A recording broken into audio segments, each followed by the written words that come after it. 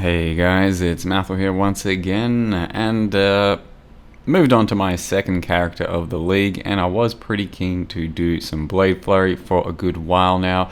On top of that, wanted to mix it in with the freshly buffed Reave. Reave didn't receive anything too crazy, just like a 10% damage boost, something like that. But it was already a decent skill, just one that no one really played. And it was very meta a long time ago. It's just fallen out of meta for a very long time. It is a bit uncomfortable from time to time playing it because you've got to keep up your stacks of Reave for your area. That said, first few minutes of the video are purely Blade Flurry. The idea was kind of to more focus on Blade Flurry because that's another skill that has been fairly out of meta for a long time now, even though it is fairly good. The big problems with it to fix are basically attack speed and area, and once you get those problems fixed, it becomes a fairly strong skill, even though it is pure melee.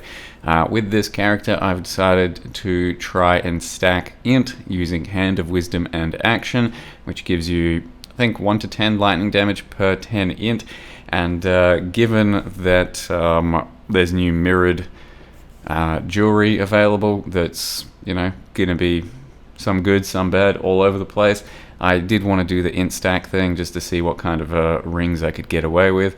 As well as that, it's strength, a bit of strength stack as well as Inquisitor, because strength and int both give you critical strike chance for the ascendancy. So both my rings have something like 100 int and strength, and then the character in the end has 600 or 700 strength as well as 1800 int, and that caps my crit comfortably. And then I've tried to build it as sort of a hybrid as opposed to just pure CI, utilizing the Inquisitor's regen. Got some sort of defenses that aren't armor this time around, so using Arctic armor, which is a new buff thing, and then otherwise just a bunch of glancing block,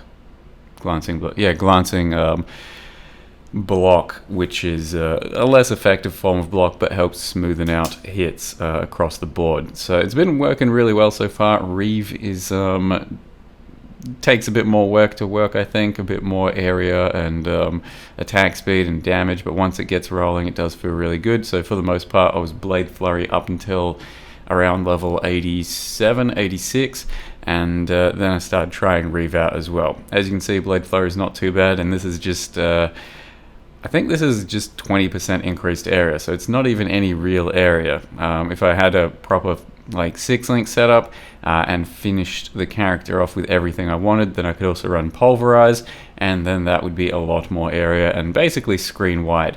But this entire thing so far is based off of a 5-link and a pretty budget character overall. I mean, it's, I don't know, a couple of divines worth, like 300 C, something like that. Nothing too crazy, even though stat stackers can really push the budget to the limit if you let them do that.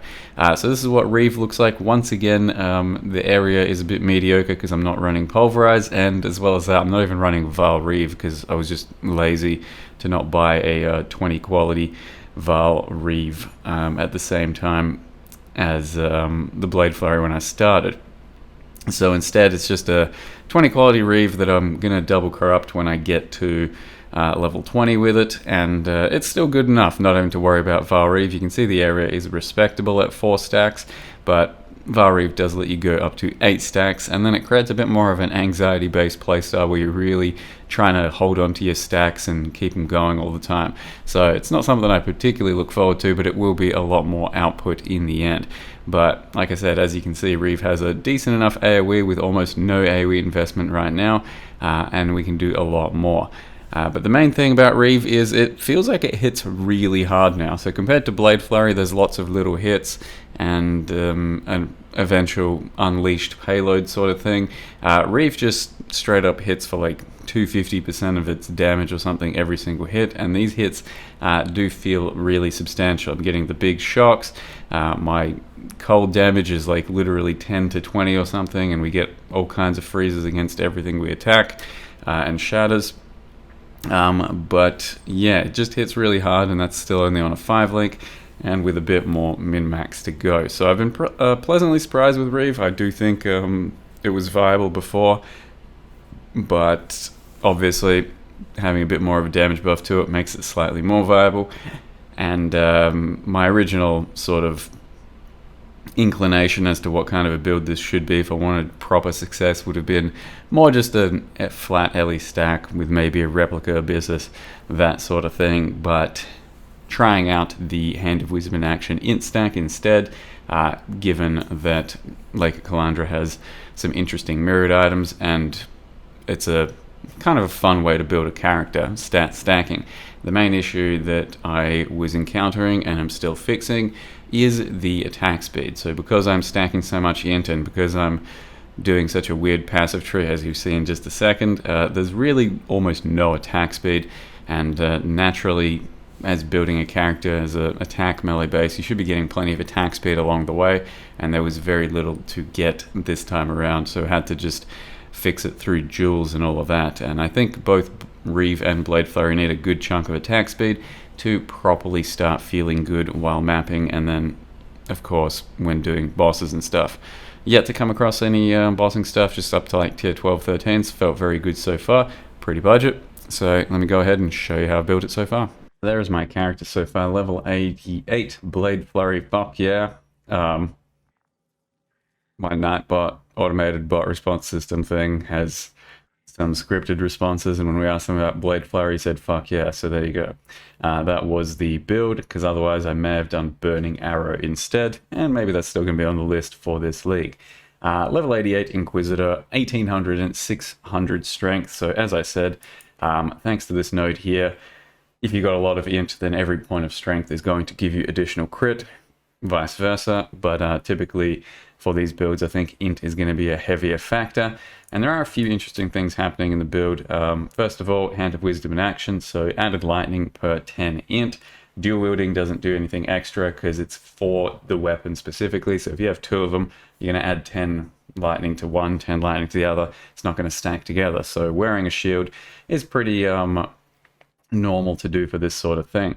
A lot of extra lightning damage, as you can see, 5k to 54k on the Reave here at the moment, and then I'm running Crown of Eyes to convert spell damage into attack damage at a higher value, and we do that because we do get quite a lot of spell damage from Iron Will, get quite a lot from little bits and pieces on the tree, but spell damage per 16 int over here, and also spell damage per chance to block, and I'm capping the block with glancing blows.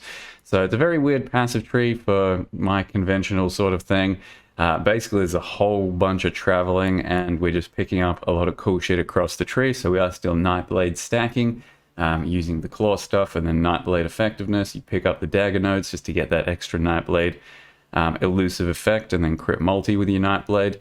Otherwise, it's just a big bunch of travel to get some extra strength and focus on some int and converting some of the strength into int there as well. Otherwise, my duels are just trying to get a bit of attack speed, a bit of int, and it's been a bit difficult trying to fix the dexterity just to wear the claw as well. It's definitely been an interesting tree, but basically the travel has allowed me to fill out all of my crit, as well as filling out a bunch of life and defense, and then there's almost no damage on the tree, and almost all of it's coming from Crown of Eyes, and then almost all of the crit multis coming from the Nightblade shit. So things are actually being filled out, despite the fact that it looks like we're getting nothing.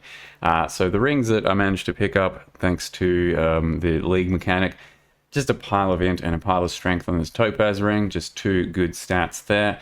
And only int and a bit of res on this one, because it is tough to actually balance my res when doing all of this stacking across the board. So I picked up just a basic int synthesized belt, and then used a bunch of my essences for int until I hit a strength roll, and got a couple of other nice rolls too. For this, it's once again synthesized base, and then I was using crit multi essences, and I was just trying to get an all stat roll since I really needed that for dexterity as well as other things. So there is still potential to get like a shitload of int on an amulet, which I'm currently missing, but it's not that big of a deal. Grabbed a fracture here, and then used the harvest caster reroll just to try and target the spell damage. So happened to hit just a good spell damage roll, and then finished it off with an exalt on the Ellie resists. So it was otherwise just a spell damage roll, got the LE resist and then crafted life. Otherwise, picked up a pair of gloves for not that much. I don't know, can't remember how many. Chaos, like 30, 40, something like that. Nothing too crazy, just attack speed, int, and some accuracy. And then boots that fractured int. And then I used loathing essences until I got a strength roll. Happened to get a couple of life rolls too. And crafted movement speed. So we are ailment immune in the build thanks to these ailment mods here. Ailments on chest and also a couple on the passive tree. The chest I picked up, which was just a basic chest for int, strength, and a bit of damage reduction. And then it had life and armor and stuff as well on it. And then I crafted the ailment avoid. And thanks to being an int stacker, the less damage taken per int implicit can be very powerful. If you can get it even higher up, then it'll possibly give me, I think, up to 10% less damage taken, and that's just across the board less damage taken, so it's a very powerful modifier for an int stacking character. So character looks kind of a bit more complete than we'd otherwise give it credit for, but it was pretty cheap, and it's just a bit of a finicky task to put this sort of stuff together. So for Reave, currently I'm running multi-strike, LE damage with attacks, energy leech, and nightblade. Though energy leech, I don't know, it's mostly just there for a bit of extra sustain on my energy shield. And for blade flurry, I'm just replacing the Reave, and then inspiration for the multi-strike, and we can use infused channeling instead of energy leech, or as a sick link we'll get something else, but once again pulverize would be pretty good for the extra area, though it's only something you can really use once you've got the attack speed figured out, because otherwise we are kind of slow, and building up 6 stacks right now, blade flare is pretty slow. You need like all your buffs and all that, and then you can get pretty quick stacks happening. So yeah, that's basically the character, I think. Arctic armor, fortify, whirling blades, faster attacks. Whirling blades hits pretty hard, so 20 stacks of fortify isn't too hard to get there, but you could always just redirect to perma fortify there if you think it's worth it. I did not think it was worth it for the points, so got a withering step to reset the elusive all the time. Tempest shield, blood rage, mark on hit, assassin mark. Blood and Sand, Warband is just there for the accuracy, and then a dual totem setup at the moment. Probably get a culling there, something like that. I did originally want to fit in Determination, be a bunch more armor based, but the reservation just wasn't really happening, and it was kind of not going to be super good unless I was really scaling more armor, which I wasn't. So the reservation ended up kind of sorting itself out since I didn't need anything too incredible. Just using, you know, Arctic armor and Tempest shield, all kinds of the bit more basic shit. And it's been going really well. So that's character. Hopefully more good news about the end game coming soon. Thank you very much for watching. See you guys next time.